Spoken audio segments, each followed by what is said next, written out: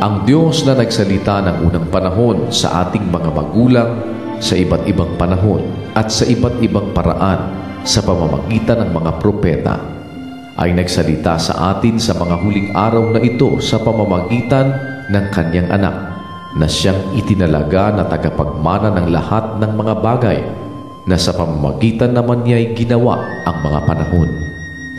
Palibhasa ay siyang sinag ng kanyang kaluwalhatian at tunay na larawan ng kanyang pagkadiyos at umaalalay ng lahat ng mga bagay sa pamamagitan ng salita ng kanyang kapangyarihan.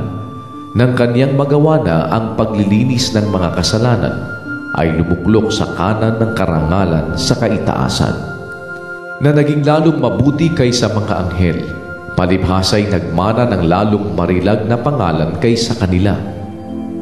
Sapagkat kanino nga sa mga anghel sinabi niya kailanman, "Ikaw ay aking anak, ikaw ay aking ipinanganak ngayon." At muli, ako'y magiging kanyang ama, at siya'y magiging aking anak.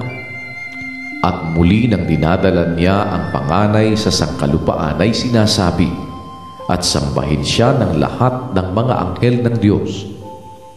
At sinasabi niya tungkol sa mga anghel, yaong ginagawang mga anghel niya ang mga hangin, at ang kanyang mga ministro ay ningas ng apoy.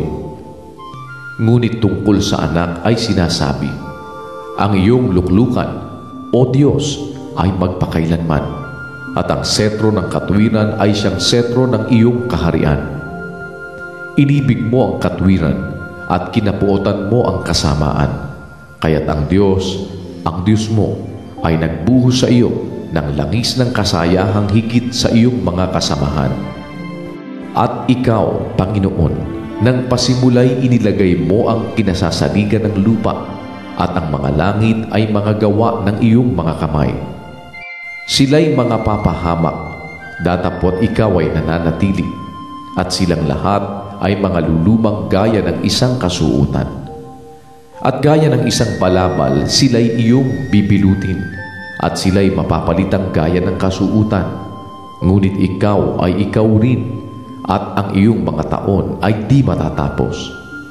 Ngunit kanino sa mga anghel sinabi niya kailanman, "Lumuklok ka sa aking kanan, hanggang sa ang iyong mga kaaway ay gawin kong tungtungan ng iyong mga paa"? Hindi baga silang lahat ay mga espiritong tagapaglingkod na mga sinugo upang magsipaglingkod sa kapakinabangan ng mga gmamana ng kaligtasan?